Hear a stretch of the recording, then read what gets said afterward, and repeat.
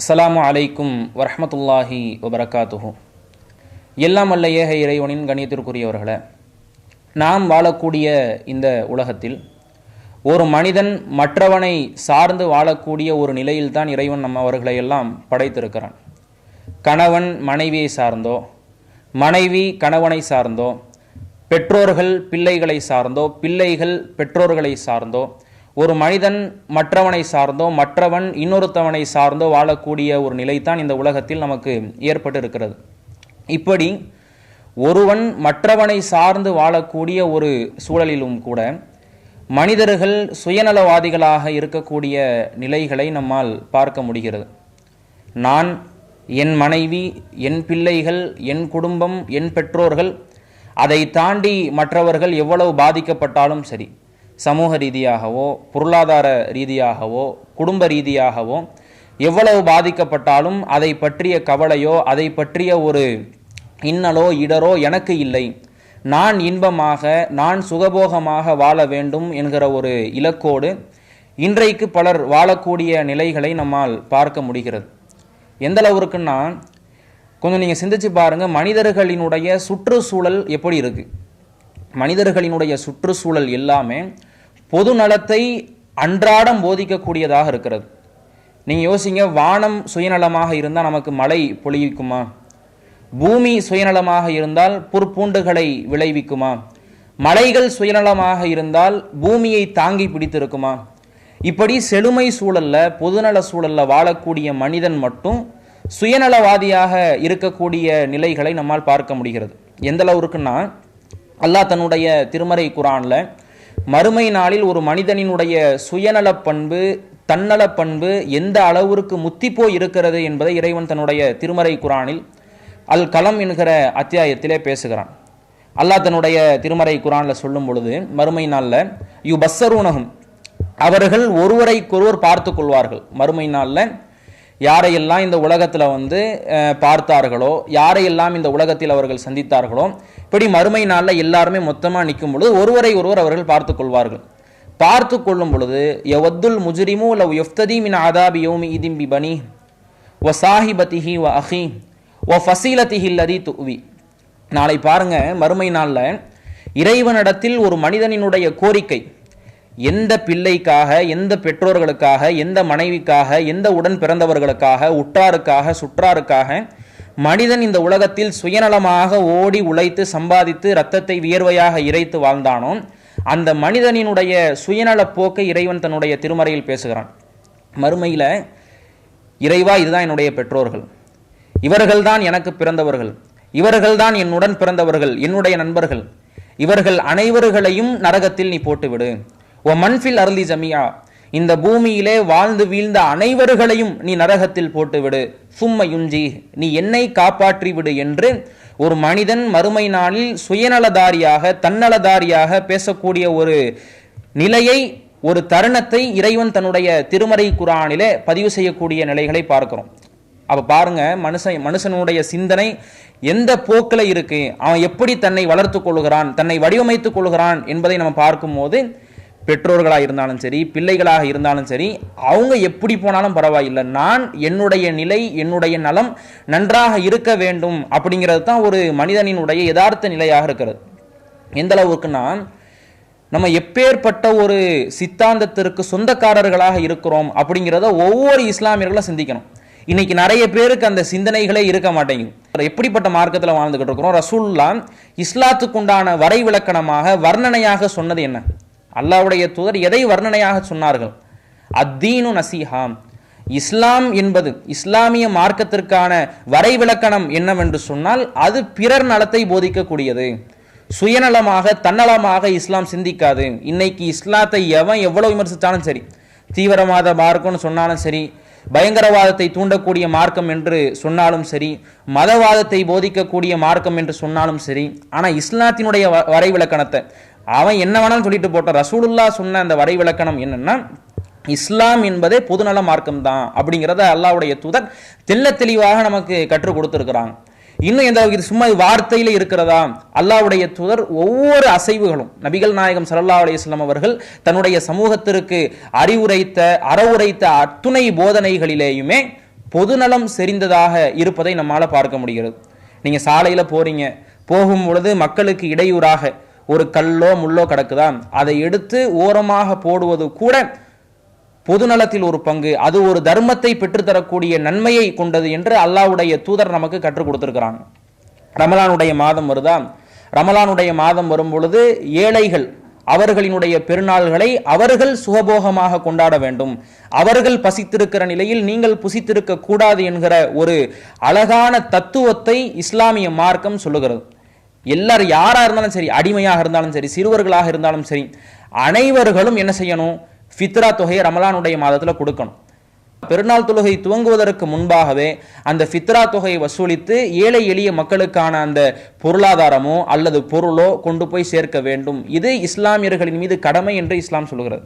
அப்ப எந்த அளவுக்கு பாருங்க, ஒரு ரமலான் மாதம் ஒரு பண்டிகை என்றாலும் கூட அதில் ஒரு பொதுநல போதனை இஸ்லாம் சொல்லி தருகிறது. அதே போல ஹஜ் பெருநாளா, ஹஜ் பெருநாள்லையும் நீங்க என்ன செய்யுங்க, இஸ்லாமியர்களாக இருக்கக்கூடியவர்கள் ஆடுகளை அறுத்தோ மாடுகளை அறுத்தோ ஒட்டகங்களை அறுத்தோ அதை ஏழை எளிய மக்களுக்கு நீங்களும் உண்டு புசித்து ஏழை எளிய மக்களுக்கும் அதை நீங்கள் வாரி வழங்குங்கள் என்று ஹஜ் பெருநாள்லையும். இன்னைக்கு மற்ற பண்டிகைகள்லாம் கூட இந்த அளவுக்கு ஒரு பொதுநலத்தை போதிக்குதா அப்படிங்கிறது நமக்கு தெரியல. ஆனா இஸ்லாமிய மார்க்கம் பாருங்க, சொல்லித்தரப்பட்டு உள்ள பண்டிகைகள் 2 தான், ஹஜ் பெருநா, நோன்பு பெருநா. இந்த 2 பெருநாட்களினுடைய முக்கிய நோக்கமே ஏழைகள் நல்ல உணவு உண்ணணும், அவர்கள் சுகபோகமாக சந்தோஷமாக மகிழ்ச்சியாக அகமகிழ்ச்சியாக அவர்கள் அந்த பண்டிகையை கொண்டாட வேண்டும் என்பதுதான் இஸ்லாத்தினுடைய முக்கிய குறிக்கோளாக இருக்கிறது. ஒரு ஆண் குழந்தை பிறந்துருச்சா, பெண் குழந்தை பிறந்துருச்சா, அதை முன்னிட்டு நீங்கள் 7வது நாள் அகீகாவாக ஒரு ஆட்டை அறுத்து அதை நீங்கள் மக்களுக்கு விநியோகம் செய்யுங்கள், உறவினர்களுக்கு கொடுங்க. இமாமாக தொலை வைக்கக்கூடியவர் அவர் என்ன செய்ய வேண்டாம், ரொம்ப நீண்ட நெடிய சூறாக்களை ஓதி மக்களை துன்புறுத்திட வேண்டாம். மக்களினுடைய நிலையை கருதி ஒரு இமாமாக நின்று தொலை வைப்பவர் அவர் இந்த கட்டளையை அவர் பேணி நடக்க வேண்டும். அப்படிங்கிற அந்த ஒவ்வொரு அசைவுகளும், ஒவ்வொரு அறிவுரைகளும், ஒவ்வொரு மார்க்க சட்டங்களும் பிறர் நலத்தை, ஏன்னா அல்லாஹ்வுடைய தூதர் சும்மா அத்தீன் நசீஹான வார்த்தை அளவில் அல்லாஹ்வுடைய தூதர் கடந்து சென்று விடவில்லை. அதை ஒவ்வொரு இஸ்லாமியர்களினுடைய வாழ்க்கையிலும் அதை பறைசாற்ற வேண்டும், அதை வழிமொழிய வேண்டும் என்பதனை ஒவ்வொரு இஸ்லாமியர்களுக்கும் கற்றுக் கொடுத்திருக்கிறார்கள் அல்லாஹ்வுடைய தூதர். ஆனா இப்படியான ஒரு மார்க்கத்தில் இருந்து கொண்டு மற்றவர்கள் செய்கிறார்களா, ஒரு மாற்று மதத்தவர்கள் இப்படி சுயநலமாக இருக்கிறார்களா, அதுல நமக்கு கருத்து வேறுபாடு இல்லை. ஆனா இப்படியான ஒரு வரை விளக்கணத்தை, இப்படியான ஒரு அறிவுரைகளை, அறவுரைகளை, போதனைகளை, மார்க்க சட்டங்களை சொல்லக்கூடிய இஸ்லாத்தில் இருந்து கொண்டு இன்றைக்கு பல இஸ்லாமியர்களினுடைய நிலை சுயநலவாதிகளாக தன்னலதாரிகளாக இருக்கக்கூடிய நிலைகளை நம்மால் பார்க்க முடிகிறது. அதுல பெரிய அளவுக்கு பங்கு எதுக்கு போகும்னா, இந்த பொருளாதாரத்தை செலவு செய்யக்கூடிய நிலைகளை நம்ம பார்க்கிறோம். இஸ்லாமிய மார்க்கம் அழகான ஒரு கட்டளையை இஸ்லாமியர்களுக்கு போதிக்குது. அதாவது ஒருத்தர் பொருளாதாரத்தில் ஒரு நல்ல நிலை அடைஞ்சிட்டாரு, செல்வந்தரா இருக்கிறாரு, லட்சாதிபதியா கோடீஸ்வரரா இருக்கிறாரா, அவருடைய செல்வத்தில் இருந்து 2.5% ஏழை எளிய மக்களுக்கு போய் சேரணும் அப்படிங்கிறது இஸ்லாத்தினுடைய கட்டளை, இஸ்லாத்தினுடைய முக்கிய சாசனம். ஏராளமான வசனங்கள்ல நம்ம பார்க்கிறோம். அகீமுஸ் ஸலாத்த வ ஆத்து ஸகாத்த, தொழுகையை நீங்கள் நிலைநிறுத்துங்கள், ஜக்காத்தை நீங்கள் உங்களுடைய செல்வங்களில் இருந்து வழங்குங்கள் என்று இஸ்லாமிய மார்க்கம் நமக்கு போதிக்கிறது. இன்னைக்கு சிலர் அந்த ஜக்காத் அப்படிங்கிற அந்த கடமையை செஞ்சாலும் கூட பல இஸ்லாமியர்கள் கோடிகளில் பிறழ்பவர்கள், கோலாகலமாய் வாழ்பவர்கள், லட்சாதிபதிகளாய் தங்களை அடையாளப்படுத்திக் கொள்பவர்களுடைய நிலையை பார்க்கிறோம். அவர்களினுடைய சிந்தனை எப்படி இருக்குன்னா, நான் கஷ்டப்பட்டு சம்பாதிச்சது, நான் என்னுடைய பொருளாதாரத்தை என்னுடைய சுய உழைப்பில் ஈட்டி கொண்டது, அதுல ஒரு 2.5% போய் மக்களுக்கு கொடுக்கணுமா, ஏழை எளிய மக்களுக்கு போய் அதை தார வார்க்கணுமா அப்படிங்கிற ஒரு சுயநல பண்போடு அவர்களினுடைய பொருளாதாரத்தில் இருந்து எந்த ஒரு பங்கையும் மக்களுக்கு கொடுக்காதவர்களாக, தான தர்மங்கள் செய்யாதவர்களாக இருக்கிற நிலையை நம்மால பார்க்கிறோம். அப்ப எந்த அளவுக்கு பாருங்க, இந்த பொருளாதார விஷயத்துல ஒரு இஸ்லாமியன், அல்லாஹ்வுடைய தூதர் பொருளாதாரத்துல பற்றற்று வாழ சொன்னாங்க. அல்லாஹ்வுடைய தூதர் செல்வந்தர்களாக வாழ்வதற்கு, செழிப்பாக வாழ்வதற்கு, செழிமையாக தன்னுடைய நாட்களை கட்டமைத்துக் கொள்வதற்கு அத்துணை வாய்ப்புகளும் செறிந்து போயிருந்தாலும், நிறைந்து போயிருந்தாலும் கூட அல்லாஹ்வுடைய தூதர் எப்படி தன்னுடைய வாழ்க்கையை அமைச்சு கொண்டார்கள், அவ்வளவு எளிமையான வாழ்க்கை. ஏன்னா இந்த உலகத்தின் மீது பற்றற்றவர்களாக, இந்த உலகத்தின் மீது எந்த விதமான ஒரு ஆசாபாசங்களும் கொள்ளாதவர்களாக அல்லாஹ்வுடைய தூதர் வாழ்ந்து காட்டியிருக்கிறாங்க. அப்படியாப்பட்ட ஒரு மனிதனை பின்பற்றக்கூடிய இஸ்லாமியர்கள் அவர்களுக்கு கடமையாக இருக்கிற உபரியான வணக்கத்தை தாண்டி கடமையாக இருக்கக்கூடிய செல்வத்தை கூட மக்களிடத்தில், அது அவங்களுடைய பொருளாதாரமே கிடையாது. இஸ்லாமிய மார்க்கம் எப்படி சொல்லுதுன்னா, ஒரு குறிப்பிட்ட ஒரு பொருளாதாரத்தை அடைஞ்சிட்டாரா ஒருத்தவர், அதுல இருந்து 2.5% அது மக்களுக்கானது, அது மக்களினுடைய ஹக்கு, ஏழை எளிய மக்களினுடைய உரிமை. அது அதுல செல்வத்தை நீங்கள் சுயமாக ஈட்டி இருந்தாலும் கூட அந்த பொருளாதாரக்கும் உங்களுக்கு சம்பந்தம் கிடையாது என்று இஸ்லாம் சொல்லுகிறது. ஆனா இந்த கட்டளையை கூட நிறைய பேர் என்ன செய்யறாங்கன்னா, சுயநலமாக தன்னுடைய பொருளாதாரத்தை மக்களிடத்துல கொடுக்கிறது கிடையாது. அல்லாஹ் தன்னுடைய திருமறையில சொல்லும் பொழுது, வல்லதீன யக்னிசூன தஹப வல் ஃபில்லத்த, வெள்ளியையும் தங்கங்களையும் சேகரித்து கொண்டு கசானாவாக வைத்துக்கொண்டு, வலா யுன்ஃபிகூனஹா ஃபீ சபீலில்லாஹ், அல்லாஹ்வுடைய பாதையில் அவைகளை தான தர்மம் செய்யாமல் செலவிடாமல் இருக்கிறார்களே, வபஷிருஹும் பிஅதாபின் அலீம், துன்புறுத்தக்கூடிய வேதனையை கொண்டு நபியே அவர்களுக்கு நீங்கள் நற்செய்தி கூறுங்கள் என்று தன்னுடைய திருமறை குர்ஆனிலே இறைவன் சொல்லி காட்டுகிறான். அந்த வெள்ளிகளும் தங்கங்களும் உலோகமாய் உருக்கப்பட்டு பழுக்க காய்ச்சப்பட்டு, அது நாளை நரகத்திலே யாரெல்லாம் ஜக்காத்து கொடுக்காம செல்வத்தை சேகரித்து கொண்டு இருந்தார்களோ, சேமித்து கொண்டு இருந்தார்களோ, அவர்களினுடைய முதுகுகளிலும் அவர்களினுடைய நெற்றிகளிலும் அவர்களினுடைய விலாப்புறங்களிலும் சூடு போடப்படும், பழுக்க காய்ச்சப்படும் என்றே இறைவன் தன்னுடைய திருமறை குர்ஆனில் சொல்லி இருக்கிறானே.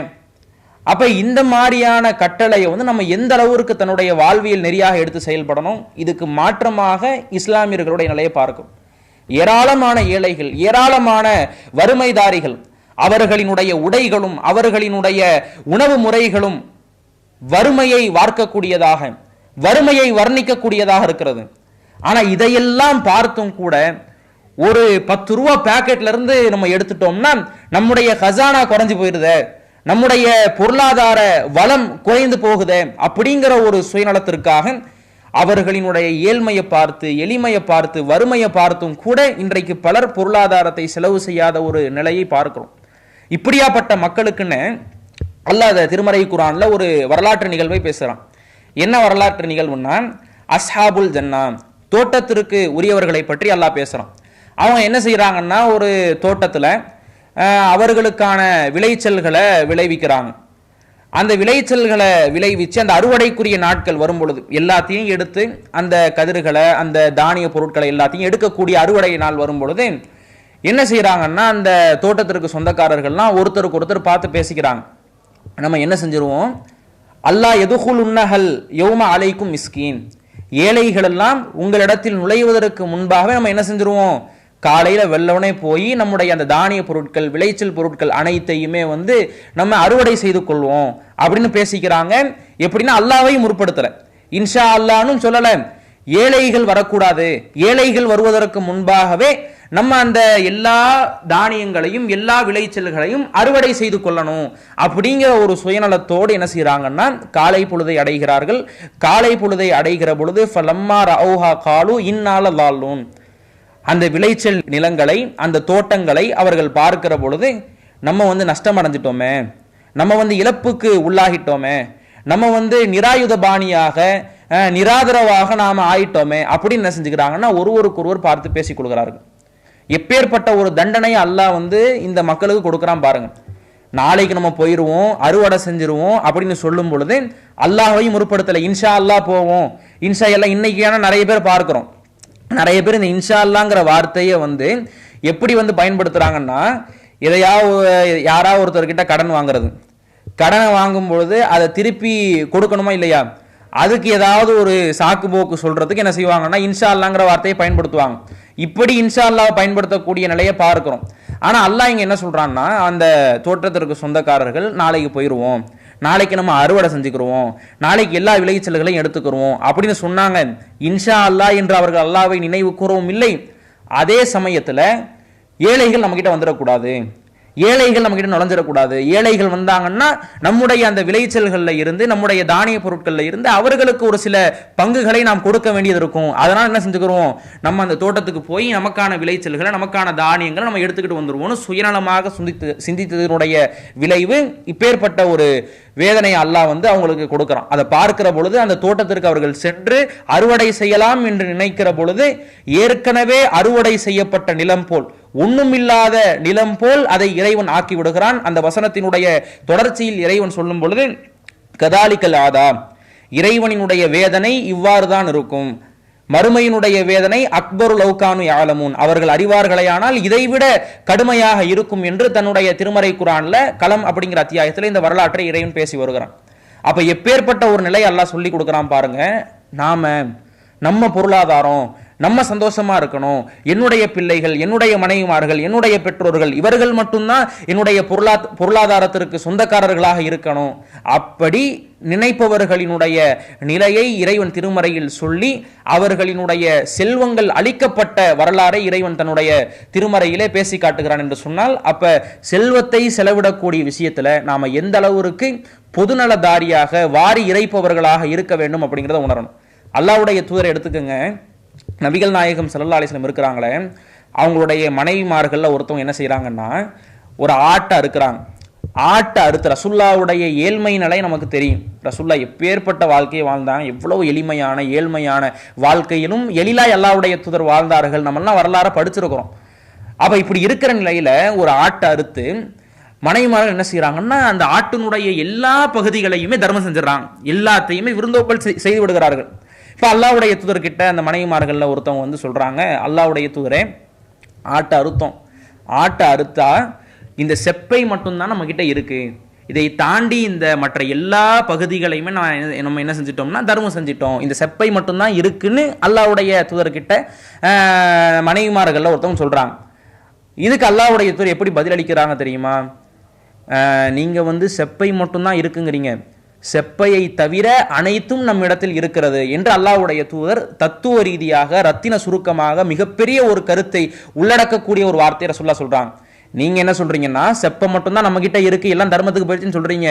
ஆனா செப்பையை தவிர அனைத்தும் நம்ம இடத்துல தான் இருக்கு. அப்படின்னா என்ன அர்த்தம்? செப்பையையும் நீங்க தர்மம் பண்ணியிருந்தீங்கன்னா மொத்த நன்மை, செப்பையும் சேர்த்து ஒரு ஆட்டை முழுமையாக தர்மம் செய்தனுடைய நன்மை நமக்கு கிடைச்சிருக்கும். இப்ப செப்பை நம்ம கிட்ட இருக்கிறதுனால செப்பையை தவிர உள்ள அனைத்தும் நம்ம இடத்துல இருக்கு, செப்பை தான் நம்ம கிட்ட கிடையாது என்று அல்லாஹ்வுடைய தூதர் எந்த அளவுக்கு அழகான வார்த்தையை. ஏன்னா ஒரு குடும்பம்னா இப்படி இருக்கணும், நான் சாப்பிடணும், என்னுடைய பிள்ளைகள் சாப்பிடணும். ஏன்னா இன்னைக்கு பாருங்களேன், இன்னைக்கு எத்தனையோ பேர் வந்து தன்னுடைய பிள்ளைகளுக்கு வந்து ஆசைப்பட்டதெல்லாம் வாங்கி தரும். ஐஸ்கிரீமா இருக்கட்டும், சாக்லேட்டா இருக்கட்டும், பிஸ்கட்டா இருக்கட்டும், நம்முடைய பிள்ளைகளுக்கு வந்து வாங்கி கொடுப்போம். ஆனா அதே வயசுல ஒரு பெண் குழந்தையோ ஆண் குழந்தையோ சாலையில அந்த பிள்ளைய பார்த்து ஏங்கிக்கிட்டு இருக்குமா இல்லையா? என்னடா அவங்க உமா அப்பாலாம் ஐஸ்கிரீம் வாங்கி தராங்களே, அவங்க உமா அப்பாலாம் வந்து பிஸ்கட் வாங்கி கொடுக்குறாங்களே, ஆனா நமக்கு இப்படி ஒரு உமா அப்பா இல்லையே, நம்மளால அந்த ஐஸ்கிரீமை சாப்பிட முடியலையே அப்படிங்கிற ஒரு நிலை சின்ன பிள்ளைகளுக்கு, சின்ன குழந்தைகளுக்கு, ஏழை பிள்ளைகளுக்கு இருக்கும். அப்ப இந்த மாதிரியான நிலையில ஒரு இஸ்லாமியன் என்ன செய்யணும்? பொதுநலதாரியாக யோசிக்க வேண்டும். இந்த நிலையில பொருளாதாரத்தை செலவு செய்யக்கூடிய விஷயத்துல வந்து என்னைக்கும் ஒரு இஸ்லாமியன், மற்ற சித்தாந்தம் உடையவர்கள், மற்ற மதத்திற்கு சொந்தக்காரர்கள் எப்படி இருந்தாலும் ஒரு இஸ்லாமியன் இந்த விஷயத்துல என்ன செய்யணும்னா சுயநலமாக இருக்கக்கூடாது. அடுத்து என்னன்னா, சமூக ரீதியான விஷயங்கள்லையும் கூட சுயநலத்தோடு வாழக்கூடிய நிலைகளை பார்க்கிறோம்.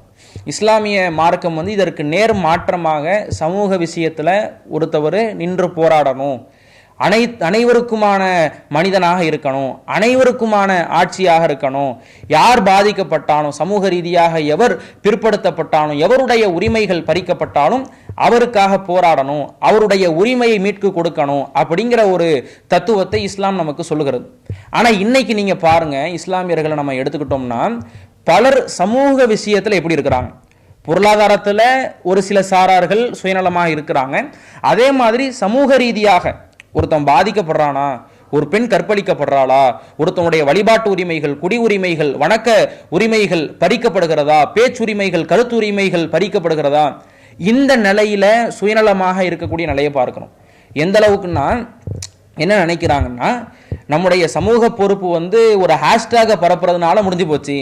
ஒரு ஹேஷ்டேக நம்ம வந்து வாட்ஸ்அப்லையோ ஃபேஸ்புக்லையோ அல்லது மற்ற வலைத்தளங்கள்லையோ ட்விட்டர்கள்லையோ நம்ம ஒரு ஹேஷ்டேக பரப்பிடும், justice for Asifa, justice for Nirbhaya என்று ஹேஷ்டேகை பரப்பி விடுவதனால் நம்முடைய சமூக பொறுப்பு முடிஞ்சிருச்சு, நம்மளை வந்து போராடிட்டோம், அந்த பெண்ணுக்காக நீதியை வாங்கி கொடுத்துட்டோம் அப்படின்னு என்ன செய்யறாங்கன்னா நிறைய பேர் நினைக்கிறாங்க. எதுக்காக நம்ம ஜஸ்டிஸ் போடுறோம், எதுக்காக நீதத்தை பெற்றுக் கொடுக்கணும், அந்த வரலாறு தெரியாது, அந்த நிகழ்வு, அந்த செய்தி தெரியாது, இருந்தாலும் எல்லாரும் போடுறாங்க, நம்மளும் போடுவோமே அப்படின்னு சொல்லி போடுறது.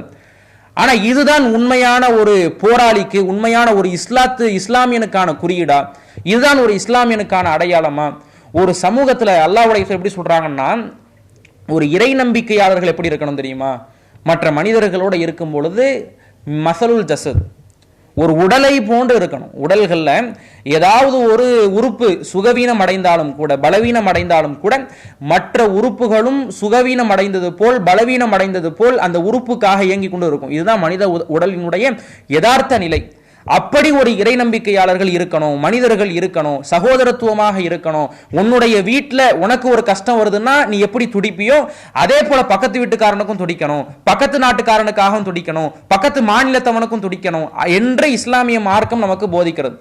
ஆனா ஒரு சமூக பொறுப்பற்றவர்களாக, சமூக பற்றற்றவர்களாக இன்னைக்கு வாழக்கூடிய நிலைகளை பார்க்கிறோம். மற்றவன் தானே, அடுத்தவனுக்கு தானே, அந்த அந்த பெண்கள் தானே கற்பழிக்கப்படுகிறார்கள், அவர்கள் தானே கொல்லப்படுகிறார்கள், அவர்களினுடைய வழிபாடு உரிமை தானே பறிக்கப்படுகிறது என்கிற நிலையில இன்னைக்கு இஸ்லாமியர்கள் எதுக்கு வெயிலில் போட்டு நின்றுக்கிட்டு, வேனை பிடிச்சி போய்கிட்டு, போய் கோஷம் போட்டுக்கிட்டு, ஜனநாயக அடிப்படையில் போராடிக்கிட்டு, நம்ம வீட்டில் வந்து உட்காந்துருவோம், நம்ம வாட்ஸ்அப்பில் ஒரு ஷேர் பண்ணிடுவோம், வாட்ஸ்அப்பில் ஒரு கருத்தை பகிர்ந்துருவோம், இதனால் நம்முடைய சமூக பொறுப்பு வந்து முடிஞ்சிருச்சு நம்ம நினைக்கிறோம்.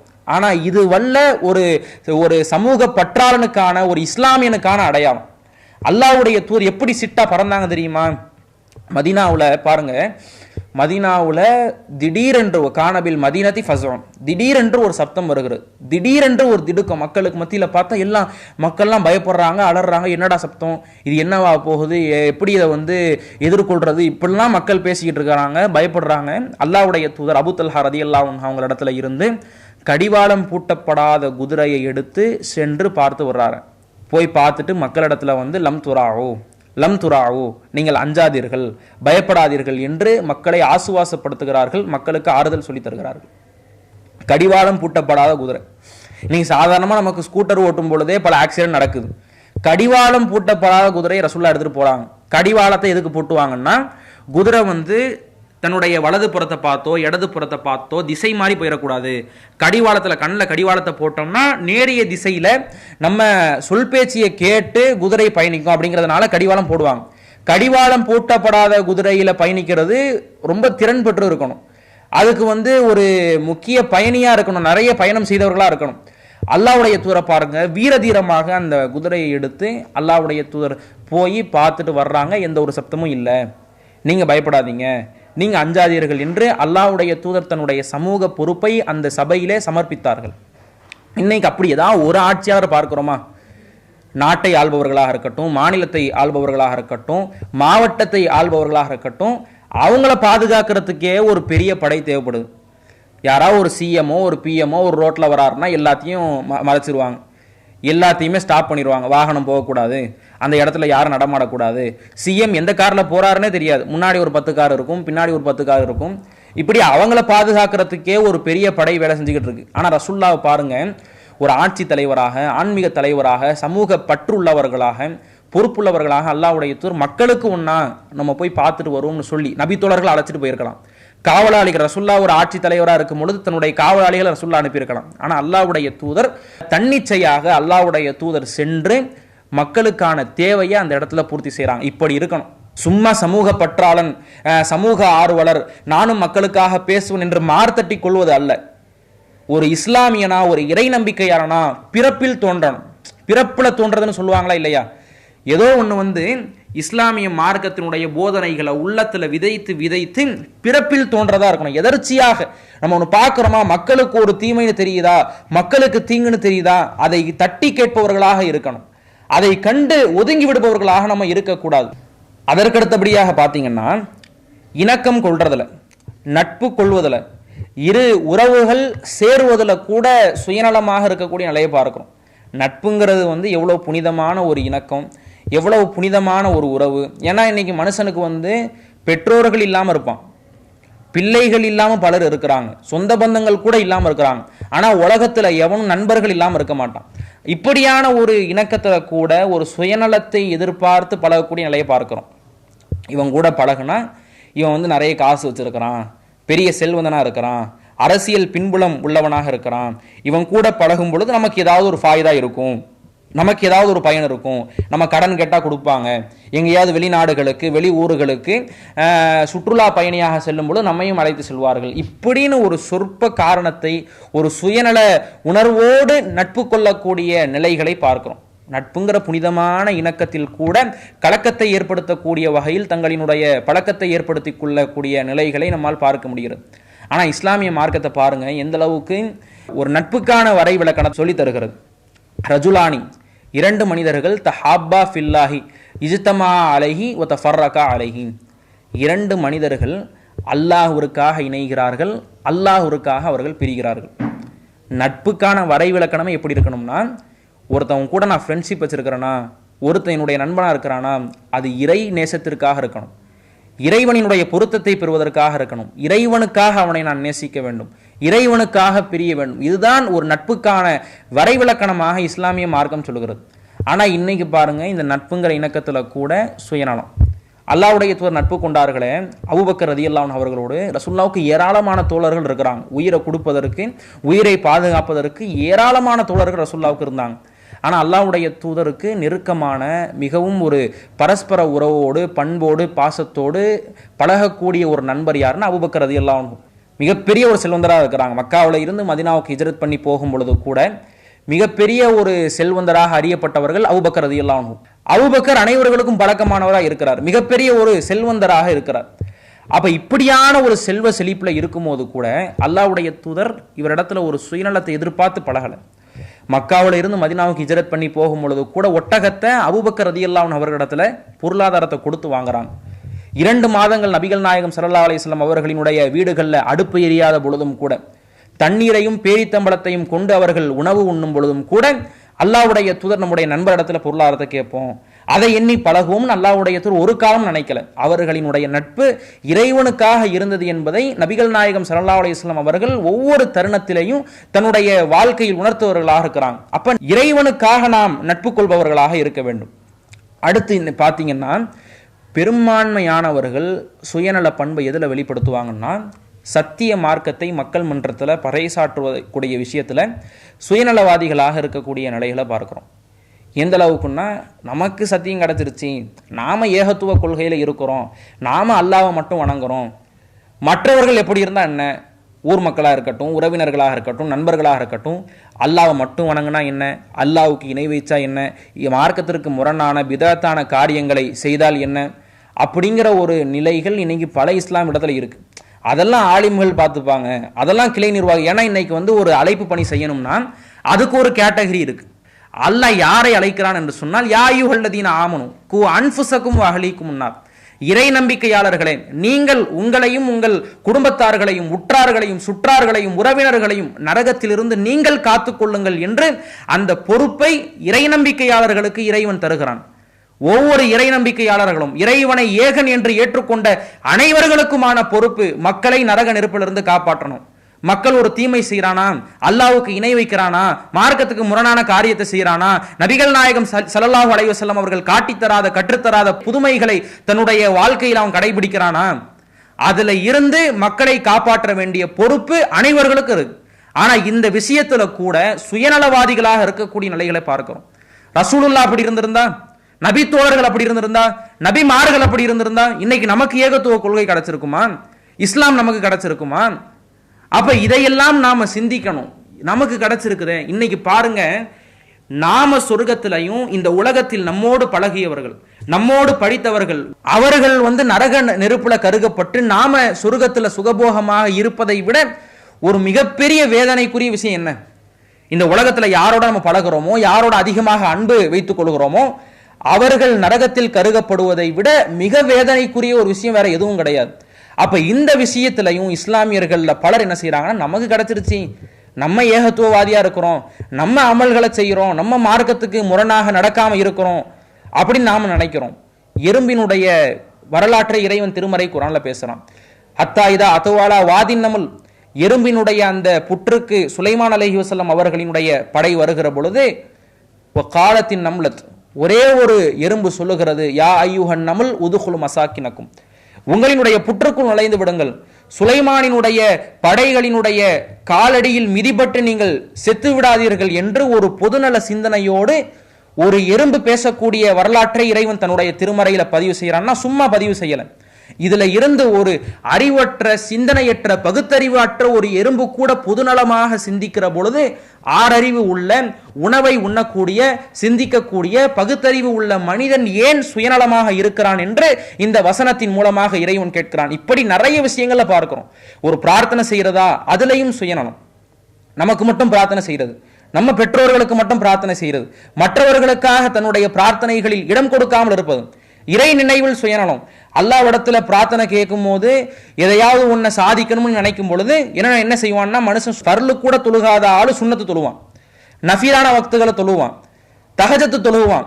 ஆனா அதே ஆசைகள் அமுல்படுத்தப்படுகிற பொழுது, அது செய்து கொடுக்கப்படுகிற பொழுது, அவனுடைய பிரார்த்தனைகள் அங்கீகரிக்கப்பட்டு ஏற்றுக்கொள்ளப்படுகிற பொழுது அல்லாஹ்வுக்கு நன்றி செலுத்துறானா? அவனுடைய உறுப்புகள், அவனுடைய அந்த வாழ்வாதாரங்கள் எவ்வளவு செழிமையாக இருக்கிறது, எவ்வளவு அருள் செறிந்ததாக இருக்கிறது, அந்த அருட்கொடைகளுக்காக இறைவனுக்கு நன்றி செலுத்துறானா? இப்படி பல நிலைகளில் மனிதர்கள் சுயநலவாதிகளாக இருப்பதை நாம் பார்க்கிறோம்.